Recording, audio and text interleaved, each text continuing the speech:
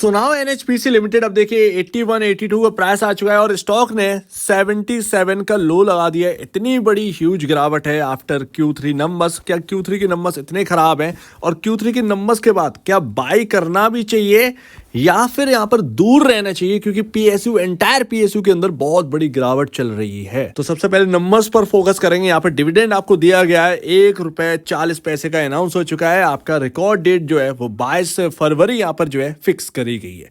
तो अभी यहाँ पर जो है आपको ₹1.40 आपको डिविडेंड मिलेगा। अगर आपके पास 100 शेयर हैं तो भैया आपको यहाँ पर ₹140 आपके अकाउंट में सीधा आता हुआ दिखेगा। एक और बात, यहाँ पर गिरावट दिखेगी आपको लमसम ₹1.40 का डिविडेंड है तो अराउंड ₹4 की पर शेयर ₹4 पर शेयर की गिरावट देखने को मिल सकती है खुलते ही मार्केट 22 तारीख को। तो अभी अगर आप देखें तो Q3, जैसा कि मैंने आपसे कहा काफी दिन पहले कि Q3 के नंबर स्टार्ट हो रहे हैं पीएसयूज के, और यहाँ पर जो पॉलिटिकल में फ्लोर टेस्ट होता है वही यहां पर होने वाले, क्योंकि सभी पीएसयू एंटायर पीएसयू, आप ये नहीं कह सकते कोई भी पीएसयू चला नहीं है। 3 से 4 गुना पीएसयूज हो चुके हैं।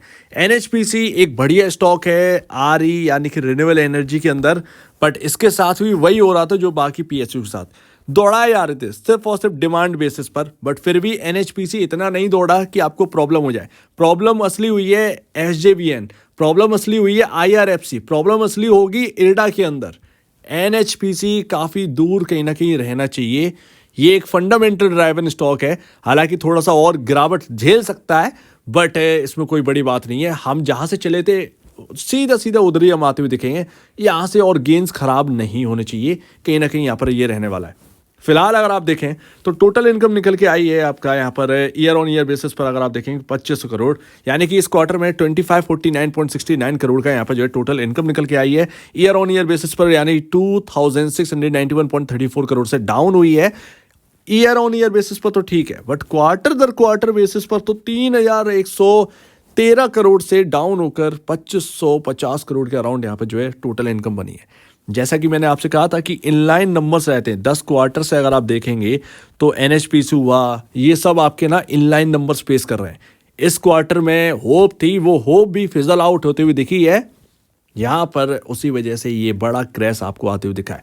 यानी कि शुरुआत कर दी थी यहाँ पर जो है आरवीएनएल ने नंबर्स की, वहां से खराब होना स्टार्ट हुए। पूरा का पूरा एंटायर पीएसयू एक चाहिए था गिरावट के लिए, वो गिरावट आ नहीं रही थी।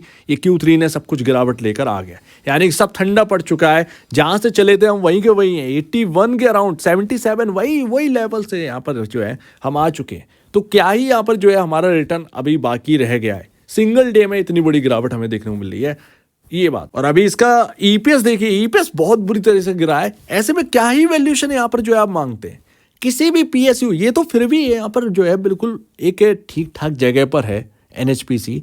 आप बाहर निकल के देखिए, आप एसजेवीएन, आप आईआरएफसी, ये सब देखो, पता नहीं किस जगह है आप यहाँ पर जो है लेकर बैठे थे। वो कोई भी डिमांड पर ही सिर्फ बेसिस पर सारी चीजें चल रही थी। अर्निंग तो कुछ नहीं है, अर्निंग ने सब फूंक दिया एक झटके में, एक झटके में। आप एसजेवीएन देखिए, एनएचपीसी उससे लाख गुना बेहतर है। जो भी एनएचपीसी का शेयर होल्डर है, भले ही यहां पर स्टॉक के अंदर गिरावट आपको देखने मिली हो, फिर भी आप लाख गुना एसजेवीएन से कंपैरिजन बेहतर है। उसका 50 का पी है, आप फिर भी यहां पर जो है 21 का इंडस्ट्री पी से बिलो आप काम कर रहे हैं। तो आप लाख गुना बेहतर स्टॉक में बैठे हो, ये मैं कहूंगा। इस बार यहां पर ध्यान रखिए, ये Q3 के नंबर्स में लिस्ट बनाने को है किस पीएसयूज के अच्छे नंबर आए हैं, सिर्फ उनकी साइड ही रहना है। बाकी एंटायर पीएसयूज को छेड़ना नहीं है, दूर रहना है। जिनकी वैल्यूएशन बहुत हाई है उनसे दूर रहना है, कट के रहना है, बिल्कुल सिंपल सी बात है। तो ये आपको यहां पर आजमाना ही है। अर्निंग पर सर आप देखिए, आप 0.49 का ईपीएस रह गया है, 0.49 का। आप देखोगे तो कितना ज्यादा यूज डाउन हमें देखने को मिल रहा है। और क्वार्टर दर क्वार्टर आप मार्जिन देखो, नेट प्रॉफिट मार्जिन 30.57 रह गए हैं 57.77 से घटकर। तो Q3 बहुत ही खराब है, बट जो डिविडेंड यहाँ पर दिया गया है उसकी वजह से यहाँ पर जो है थोड़ा सा सुधार आ सकता है। लेकिन वो डिविडेंड का क्या करेंगे कि स्टॉक जो है वो एक ही झटके में 20 रुपए 25 रुपए गिर गया। वो ₹1.5 का डिविडेंड मुझे क्या ही यहाँ पर जो है समझ में आएगा। तो वो एक इन्वेस्टर्स के लिए यहाँ पर हो गया। नई खरीदारी करना है क्या, देखते हैं अभी, यहाँ पर जो है आपको एंड में समझ में आ जाएगा। तो अभी अगर आप देखेंगे तो 4.07 का आपका ईपीएस है।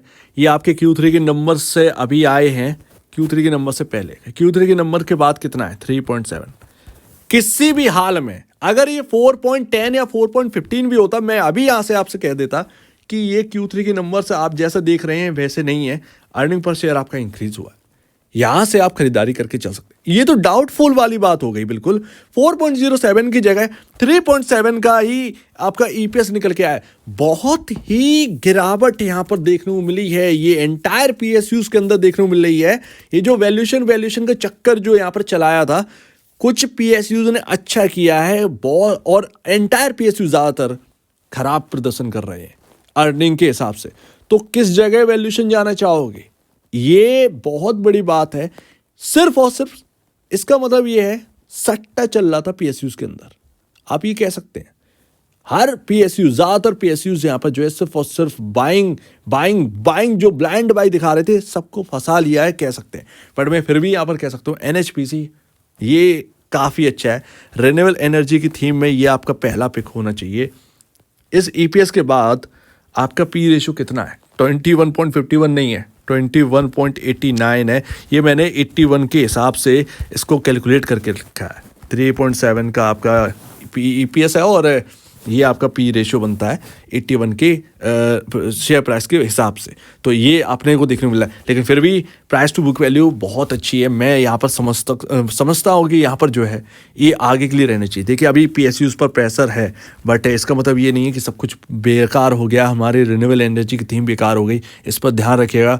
जहाँ से चले थे हम भले ही वहाँ पर आ गए हैं, हायर साइड लोग अटके हों, परेशान हो, बट क्या कर सकते हैं, आप समझ ही नहीं रहे थे। मैं कई बार रोकने की कोशिश करी, लेकिन क्या है, यह है यहाँ पर डिमांड जो है वो इस तरीके की है कि सबको खींचे ले जा रही है। अगर आपको रोकेंगे तो आपका पैसा हाथ से निकल जाएगा, तो वो एक अलग ही बात हो जाती है। तो अभी स्टॉक ने 115 के हाइज देखे अराउंड, वहाँ से ये स्टॉक करेक्ट होकर 81 पर आ चुका है। एक्चुअल में 77 का लो है।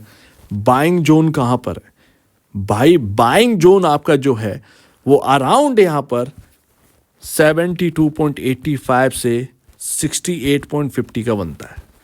ये आपका बाइंग जोन है इस स्टॉक के अंदर, आप कह सकते हैं 72.85 से 68.50। इधर पर अगर आपको मिले, वैसे तो यहाँ पर 75 आपका बहुत इंपॉर्टेंट लेवल है, लेकिन अगर 75 पर गिरावट नहीं रुक रही है, थोड़ा सा और नीचे जा रहा है, तो कहीं ना कहीं आपको यहाँ पर जो है देखना चाहिए।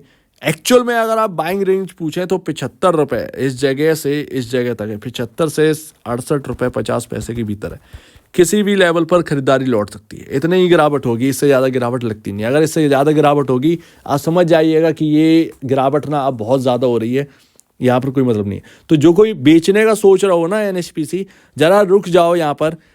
ये अब खरीदारी की जगह पर आ चुका है, यानी कि 75 से 68 के अंदर खरीदारी लौटेगी, तो गलती से बेच मत दीजिएगा। इतनी बड़ी गिरावट हो चुकी है, इससे ज़्यादा आप क्या गिरावट मांगेंगे, तो यहाँ पर ये बात आ जाती है।